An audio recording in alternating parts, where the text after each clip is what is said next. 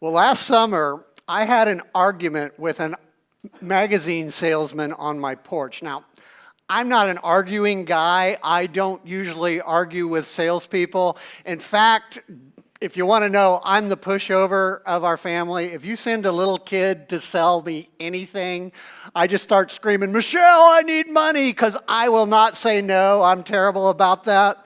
But I remember last summer, and I remember this conversation, and I know all of us, when we remember conversations that have happened, we probably try to make ourselves as the hero, so hopefully I'm not doing that. But there were certain parts of this conversation I just can't forget, and I kept thinking about over the past few weeks as I was preparing, because I remember it was late in the evening, it was summertime, so it was still barely light, but it was probably close to 8 o'clock, and I had just got off work. I remember because I was still in my paint clothes, and I'd worked 13 plus hours that day.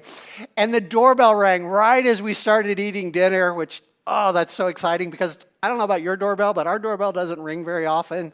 And so my wife used the long-standing rule. She said, "I'm wearing sweatpants and I don't have makeup on, so you have to go answer the door," which is how the matriarchy holds us down. But I was like, well, I'm excited to go answer the door because I'm sitting down to eat and I'm covered with paint, but okay. So I go to the door and there's a guy there at the door, and past him I could see in our neighborhood, like a little bit down the street, a van, and I went, oh, I know what this is. And I saw people in khaki pants and matching t-shirts, and I was like, oh, this is the magazine people. But what he said to me is, he said, and I don't know if you've had this sales pitch, but this has happened several times at our house over the last few years. He goes, "Hey, I just want you to know I'm not here to sell you anything. I'm just out like learning how to be successful. You want me to be successful, right?" And I went, "Yeah," because they get you saying yes. And then he's like, "What do you do for a living?" I was like, "You have to ask. I'm a painting contractor." And he goes, "You want to be successful, and I want to be successful like you are." And so he said, "What I'm doing," and they go into the spiel about how they need to learn to meet the public and speak in public, and so their boss sends them out to talk to homeowners to learn to speak in public, but they're not there to sell you anything. And I said, I think you are here. And I never do this, but I literally go, you're trying to sell me magazines, right? And he goes, no, I'm just learning to speak in public, and I need you to sort of grade my performance, and at the end of this, then you can tell me how well I did. And I said, but the way I'm going to vote for you doing well is buying magazines, right? Because we've been through this before. And he was like, no, seriously, just listen to this. And then I went further because I was getting annoyed. And I don't remember exactly how it went, but I was like, listen, we don't have a magazine in the house except like some old one stored somewhere, and we don't have any subscriptions, and if I wanted to read a magazine, I would read it on my iPad. And so even if it's free, at the end of this, if this is about magazines, and I remember saying kind of like, it's not you, it's me, and I was like, at the end of this spiel, if this is about magazines, I'm not buying one.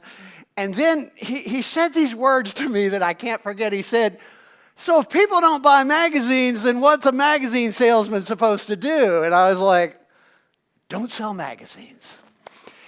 And our conversation went on a bit past that, but it was interesting because I thought about that question that he had for me, and it actually went a little further because he was like, well, what should I sell? I go, I don't know, not magazines. And I even told him, I said, this is where it went a little off. I said, "You're a pretty good salesman because I wouldn't come to your house and bother you during dinner." I think I stole that from Seinfeld, but you obviously are a good salesman to come to my house, but sell something different. But he sort of walked away a little aggravated with him because his idea was like, how am I going to make a living if people don't buy magazines? And I think it's a good question because I think Time is probably asking that same question, right? I had to Google, is Time still in business? I had heard they went out of business, but the truth is they're still laboring along. To give you an idea, Time magazine, maybe the most iconic magazine of our time, if I can, started in 1923. At one point in the 80s, we just saw a Time magazine advertisement from 1987, which wasn't that long ago. That was the year I graduated from high school, so it couldn't have been that long ago. But the thing about Time magazine, at one point, there was about 150 million Americans and 27 million households subscribed to Time. So, you can imagine what a market share they had at one point.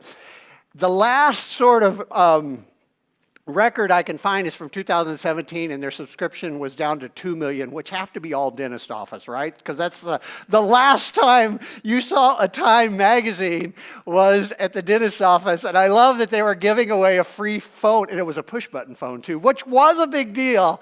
It was a push-button phone, and it was brilliant because you could keep your contacts right there, and it had a clock. I mean, it seems like a good idea, right? But it was funny because, oh, and by the way, if you want that free phone, I know some of you are like, well, where do I get one? I found one on eBay for you. You can actually get one.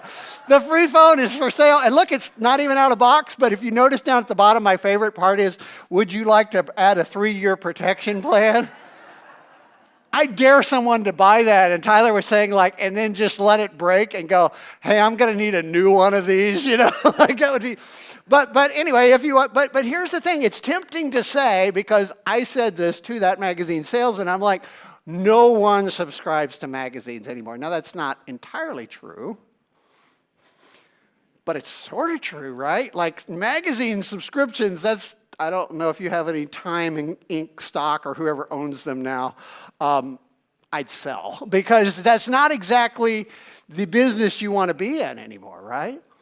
Because it seems sort of silly almost at this point. Like, so wait a minute, you're going to print up the news that's like a month and a half old, and then you're going to bring it to my house on paper? You know, like I could have my daughter do that from the printer every night if I really want to read paper. It just seems kind of silly. Like, why would we do that? It's past its time. And it's so tempting to just go, no one cares about magazines. That's what I kept screaming on my porch. But here's the thing. It's not really true. Because even though magazine subscriptions are way down, and yes, that's Bono with a mullet. He rocked it well in the 80s. That's a 1987. Like, we still want what Time magazine had to offer and has to offer. You know, we still want news updates. Ironically, we get them on our phone, which is funny. They were offering sort of the combination, just in a little different package, you know, and we want photos. And think about this. It's so weird because, like, sort of how things have changed. Like, there was a time when you wanted a photo, you'd go, well, newspapers have a few grainy black and white photos, and you know, if I'm going to see a photo of anything, I will get a magazine. Like I used to subscribe to car magazines because that's where you saw car pictures. You know, that's if you wanted a photo of a cool car, you had to get a car magazine. But we still want those things. And we even want opinion. I mean, think about all the opinion that we subscribe to on our phones now, and entertainment, of course, and information and pop culture, like all of the things that this magazine offered us in 1987, or even almost 97. It was starting to go downhill at that point. But in 2018, we want all of the things it offers. It's just not the format. Same with the phone. Like, we still want push-button phones, right? Push-button phones are not really. We don't want push-button phones. We learned about that last week. It was funny that Josiah was talking about the iPhone last week, and I'm like, I got a phone for you, and it's even more old school next week. But we still want phones. Obviously, that hasn't changed. We want to communicate. And digital clocks, oh yeah. I love that was a big feature. Like, it even has a digital clock on there. That was amazing. And we even want organized contact lists, right? It's just all inside of our phone with a few million other things that we can do.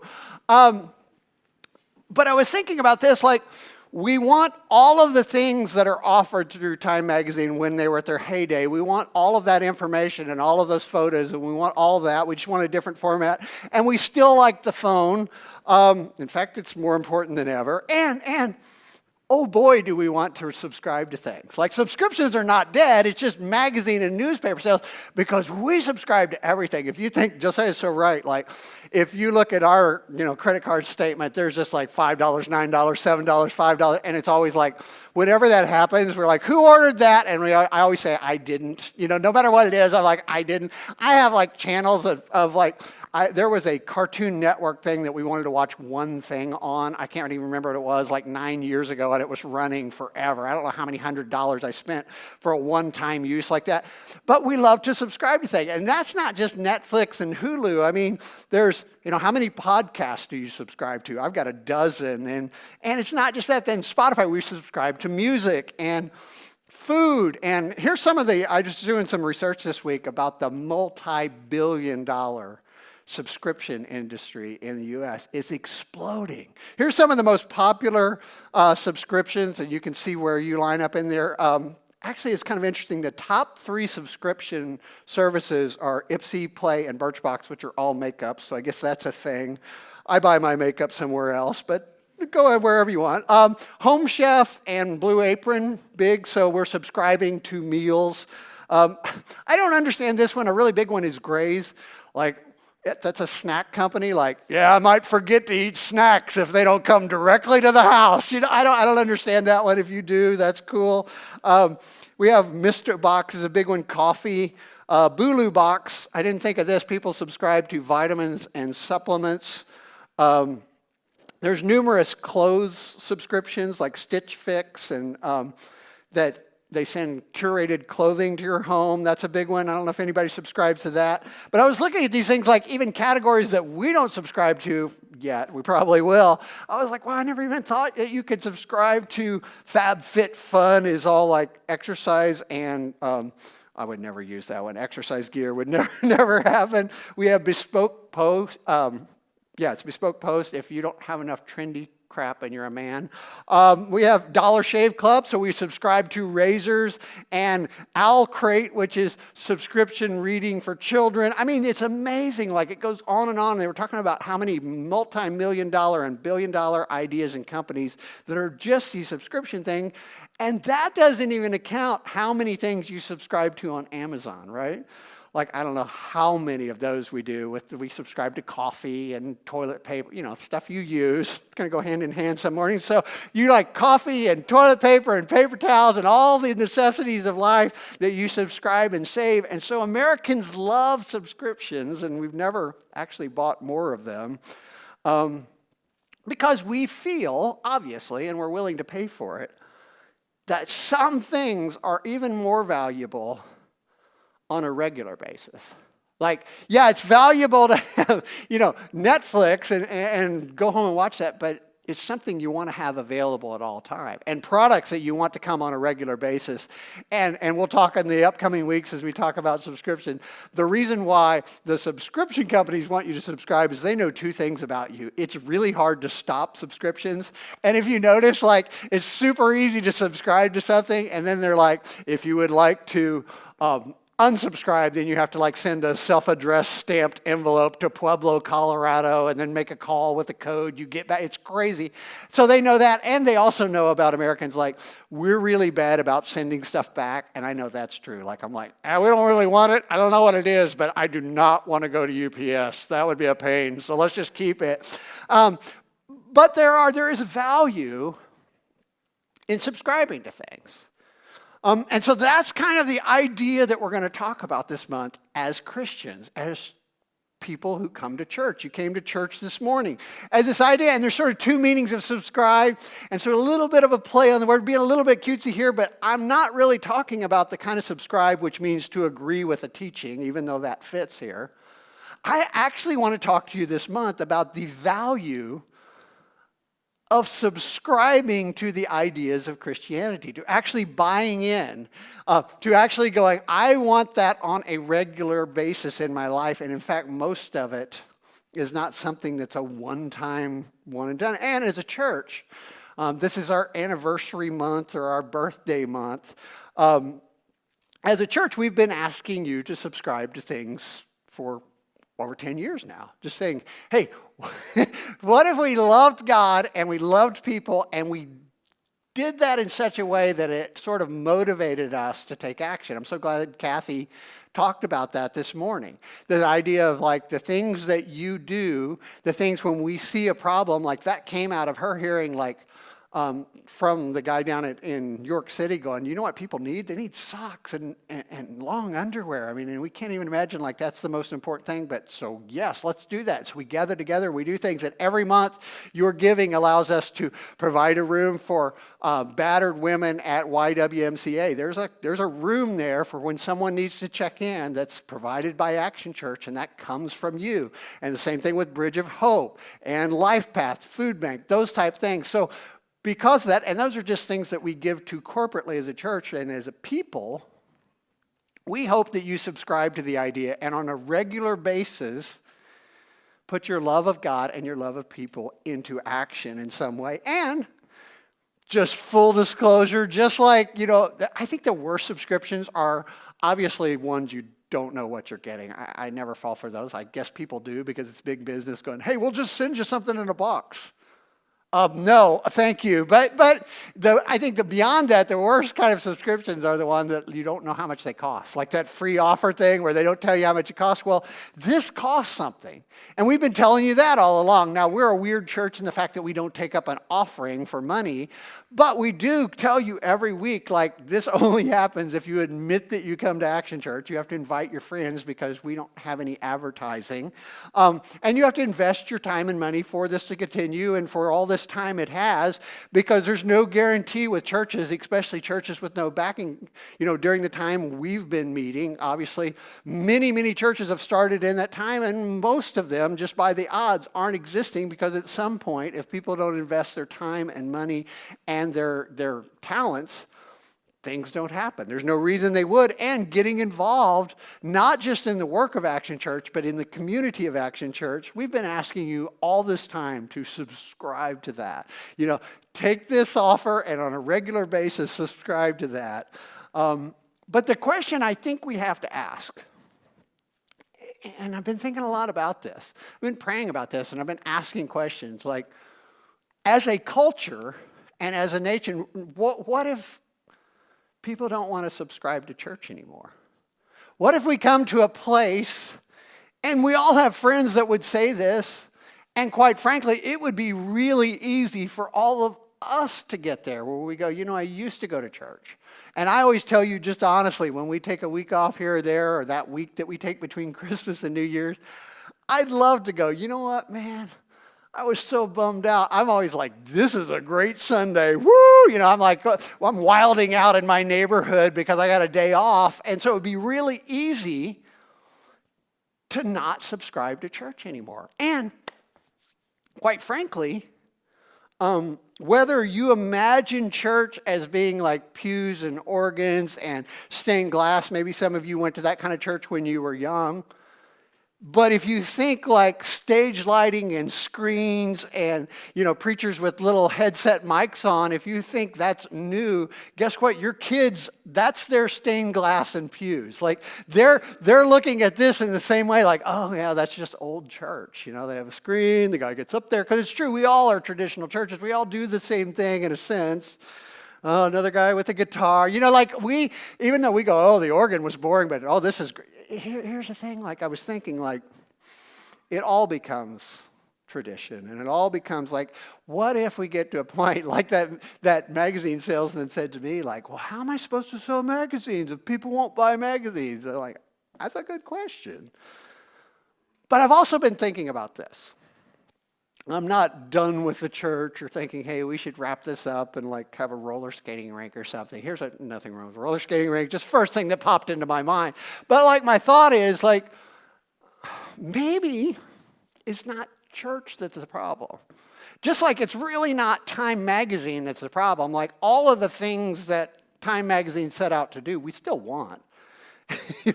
It's not like we decided, nope, not interested in news and updates anymore. We just have a better way of sort of updating ourselves than waiting. Just the whole idea of a news magazine that comes out a month later on paper is silly now, right? Because it's like we're just inundated with news that happened 2 seconds ago. Like, why do I want you to print it up? That's just silly. So it's the delivery system. And the same thing with their free gift of a phone. Like, nothing wrong with that. Like, I still want to talk. I don't want to talk to people. I want to text people. It seems weird now when someone calls you, right? Like, I talked to Josiah this week, and I was like, it's kind of weird talking to him now. I don't know about this. Felt strange. But anyway, like, we still want a phone, and we still want our contacts organized. We just don't want to put them on paper cards. And so it's not, I don't believe, I was thinking about this, like this whole idea, everything that you think is old about church, or everything that you think is outdated and antiquated about church, and whether that's the pews and the organs and the stained glass, or the screens and the stage lighting and the pastors with headset mics, like all of those things they don't really get down to what church is actually about. I want to give you, and I never do this, I promise you. Like if you're here the first time, I'm not a, hey, this is what it means in the Greek guy. Not because I'm too cool for that. I don't know what Greek means. So I've graduated high school. I have no idea. But I actually want to give you this idea of what church is, because it's not what we think. Like anything you're thinking about church is probably to do with a building or a type of church or a denomination or a form of church. But that's not it, because when it says church in the New Testament, they're just talking about all the Christians. And there's sort of easy way to tell that, because they'll say like to the church in Corinth or to the church in Thessalonica or the church here, they're not talking to one group. Sometimes they are. There's one that's one, but many times it's numerous house churches, because they didn't have big buildings, so it would be numerous house churches gathering all over a city. So when the Bible talks about church, they're just talking about Christians in community.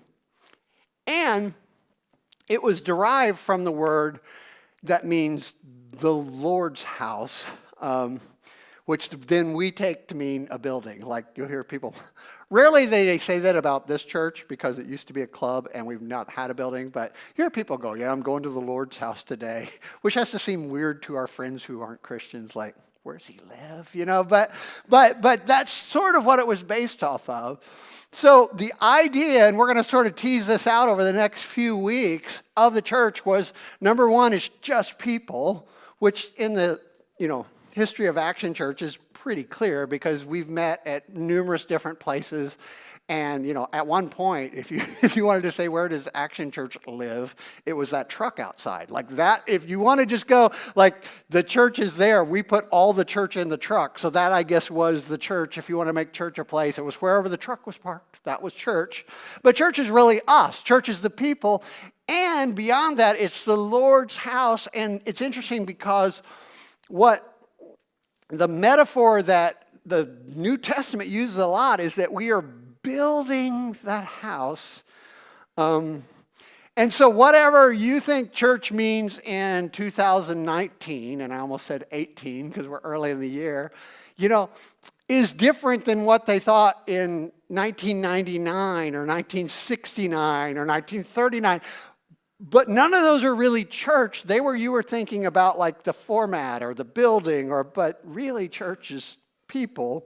And so I want to read you something this morning, and we're going to kind of expand on this all month, because it's kind of interesting to think about, like, not trying to get you to subscribe to church as our format, because that would be like sort of like trying to get you to subscribe to Time magazine. It could work great. Like if you look at the trajectory of Time magazine, it's sort of the trajectory of the church in America. Like there was a time when almost everyone went to church, just like there was a time when a vast majority of people read Time magazine.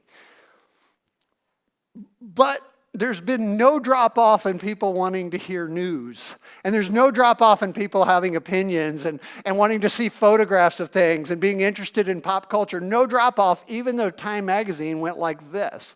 And in the same way, sort of our idea of meeting as a church has been either the most popular thing or the least popular thing. It doesn't change. This is what I want to read to you, because this is the church. This is the idea that Jesus, the founder of the church, left. He said, don't let your hearts be troubled. Trust in God, and trust also in me. There's more than enough room in my Father's home.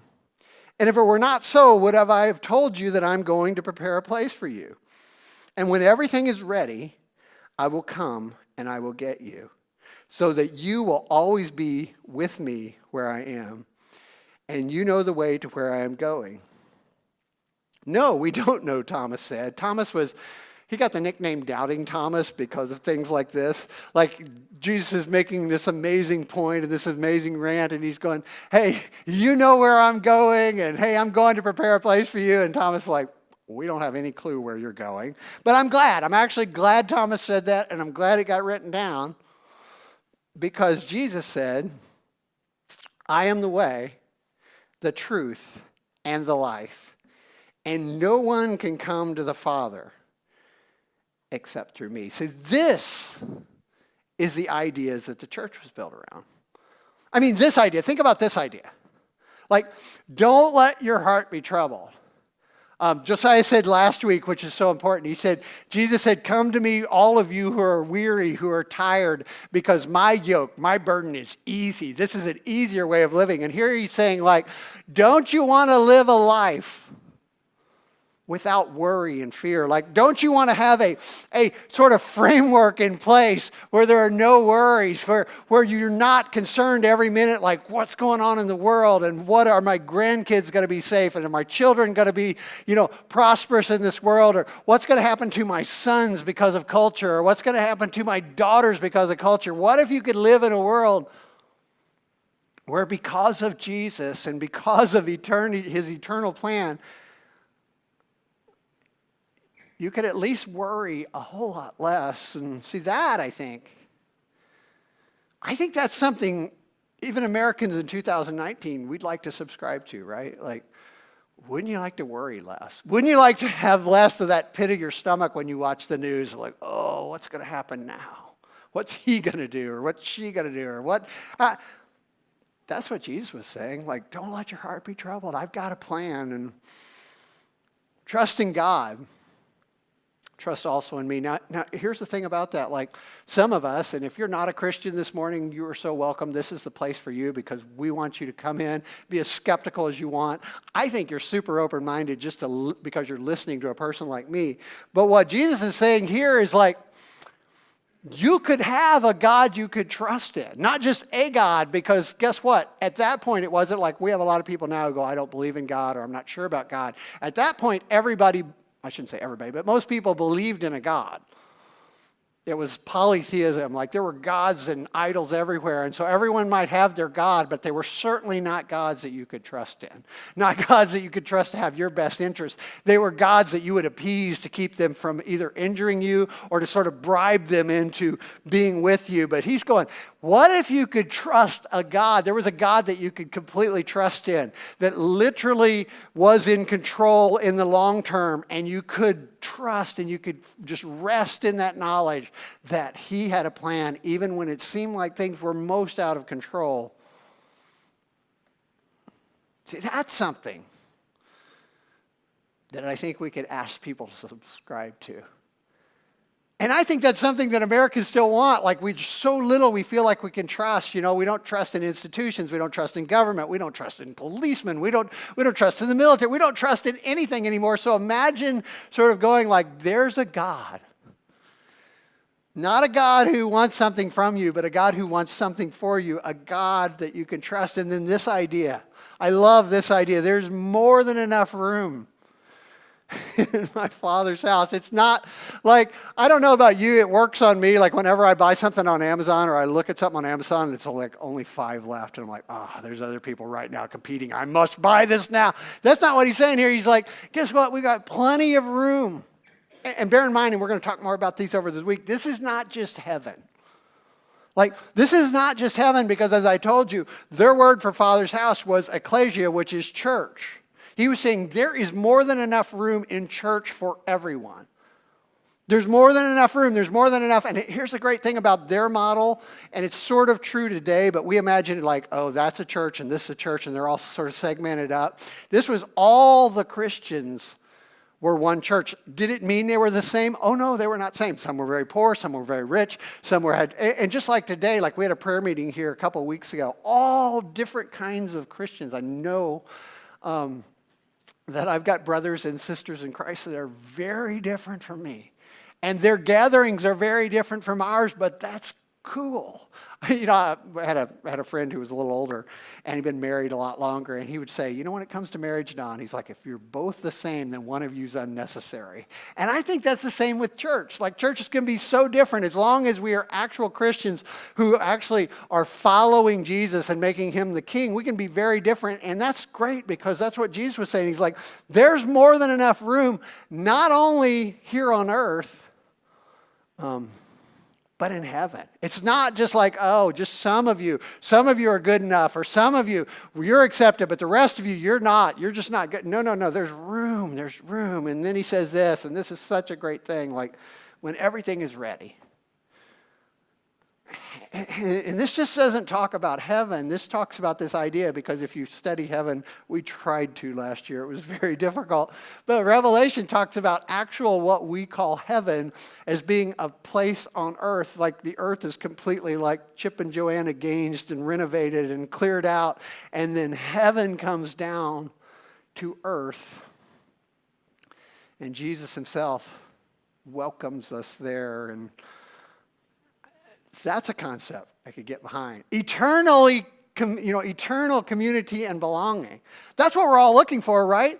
In different ways, like in different sort of formats, like our country and our nation and the world. We just want a place that we can belong.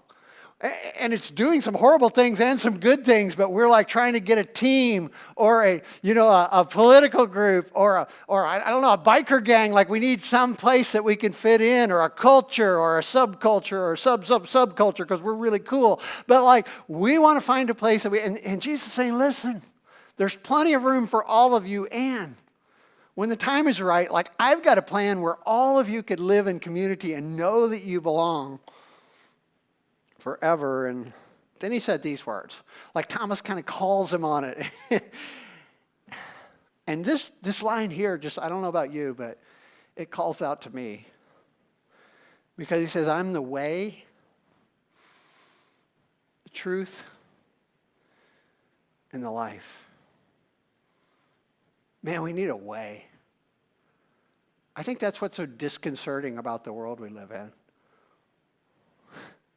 And we need truth. Because it's sort of fun to go, hey, there's no truth. There's my truth and your truth. And hey, truth is subjective. It's how you see things. But after a while, it becomes madness. And that's what we're experiencing. And he's going, no. There is truth, and I am it. Bold statement. I'm not telling you this morning that you're going to believe that, or I'm going to make you believe that. But my thought is, wouldn't that be a great thing to be able to subscribe to? To know the actual truth? To have an actual way of living that was prosperous? And I'm not talking about just financially. I'm talking about flourishing as a human being and the life. Because everybody's peddling that. Like, in fact, most of those subscription boxes I told you about, like, are some sort of life. Like your fit life, or your fat life, or your, hey, pet lover life, or, hey, this is about you looking cool and being impressive life. But wouldn't it be great to just subscribe and go, man, when I push this subscription, this would go. Like, I need the truth, the actual truth. Whether I like it or not, the actual truth.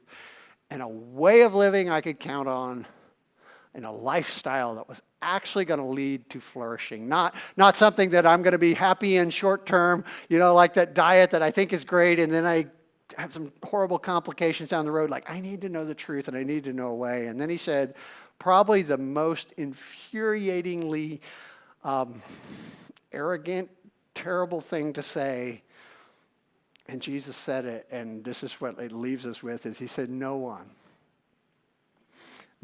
can come to the Father except through me. That's the kind of claims Jesus made. And those are the kind of things that made people so angry, because they go, I like his teaching. He has some really good ideas. And it's amazing, like you can read Jesus' teaching today, thousands of years later, and you go, how did that guy who was a carpenter, like who never went to school, like he wasn't educated, he wasn't he wasn't sophisticated, he didn't travel. Like, how did he know these amazing things that still work? But yet, he would wrap it up with saying stuff like that, like, hey, nobody comes to the Father but me. I'm the only way. And that's a tough subscription. And I don't actually know that all of you are going to subscribe to that. I hope you do. That's why I'm here, and that's what I've done in my life. And you could ask people in the room, and we could talk to you and go, hey, I've subscribed to that thought that Jesus is the way, the truth, and the life, and there's no other way, and I could tell you how that had changed my life, but that's a tough exclusive offer. But here's the thing I do think, even if you don't believe any of that, you have to admit, and I think Americans are just voting for this with their wallet every week, like some things are just more valuable on a regular basis. Like there are a lot, you just can't one and done some things. There are things that you're just going to have to, and there are things that they want us to subscribe to because they want to make money, but there are things that only work when you actually follow through and you're a part of it on a regular basis. I mean, it's a really tired cliche, but I used to have 3 gym memberships, and none of them did me any good when I didn't attend. And that's Christianity. And we're going to sort of tease this idea out this month. And we're going to work through this idea of what Jesus talked about when he meant church and what the early church talked about and what we can take away from that, where even if all the sort of if there weren't any more, we don't have to worry about pews and organs because we've never been able to afford those sort of things. But what if stage lighting and screens are unavailable? How could we do church? There's so many things like that we think are part of church, but without any of those things, this is the idea. Now, here's the good news. I have a free gift for you. Operators are standing by. I love that and they don't do that. Well, they do the sad dog commercials. They do the operators are standing by. But I usually change the channel because I just can't take it. You just play some Sarah McLachlan for me and I'll just give you money. It's just so sad. But there is a free gift. And I wouldn't be doing my job even as the worst salesman in the world without telling you this. And it's this. For the wages of sin is death. But the gift of God is eternal life in Christ Jesus our Lord. Now, here's the thing about that, and we often take that as being sort of a threat. Like, hey, if you don't subscribe to this, think about this sales spiel. If you don't subscribe to this, I'll just take you out. It's either hell or the magazine description. Eternal damnation and torture, or no. That's not what this is saying at all. This is not God playing the hard sale. He's literally saying, here's the thing, wages.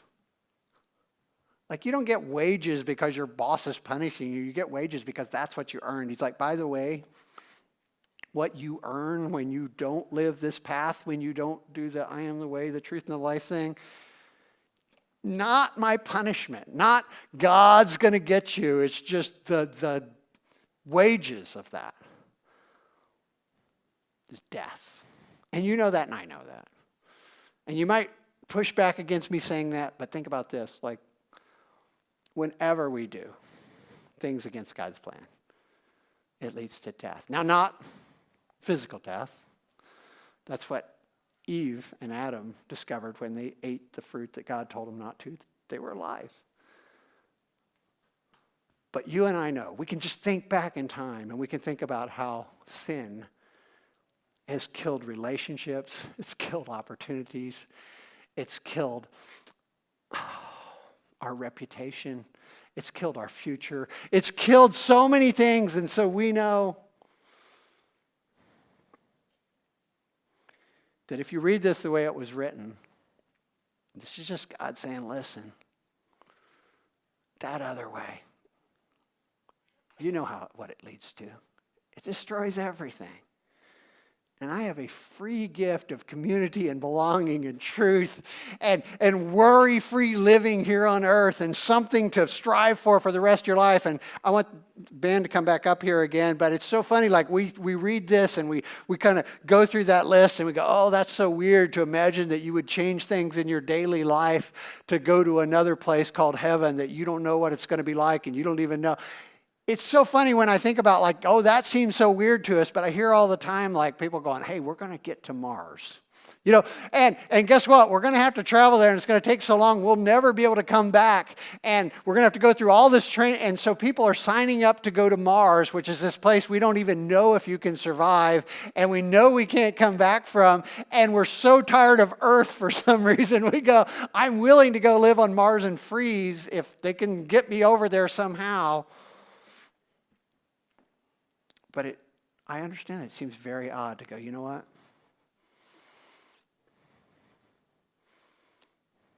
You could subscribe to a different way of living now and have eternal community and belonging. And so I want to talk about over the next few weeks what that is. And if you want to make that call and you want to subscribe to that and you want to subscribe to what church really is, man, we'd love to hear from you and we'll talk to you. Just go right afterwards. But I'm not even expecting that because it's not something we're going to ever hard sell you. But I'm just saying, like, what if all of our ideas about what church are wrong? And I'm not saying this is the wrong way. And I'm not saying the way you grew up in church is the wrong way. I'm just saying it was a way. But the point is, that there's something amazing that's still going on. And I just want to invite you to subscribe to that and be part of it, no matter what the delivery system turns into in our lifetime or the next. Dear Jesus, God in heaven, we are so grateful for what you offer. And as I read through these scriptures and as I think about it, I realize like there's sort of something in there that everyone on the planet is looking for. And there's something in there that just call out to each one of us. And in fact, most of us, God, I know that I have tried to find those things in so many other areas. So God, I pray for everyone here today, and I pray for everyone who will hear this in the future. God, I know that it's no mistake that they've heard this message, and so I pray that you would just deal with them through the power of your Holy Spirit.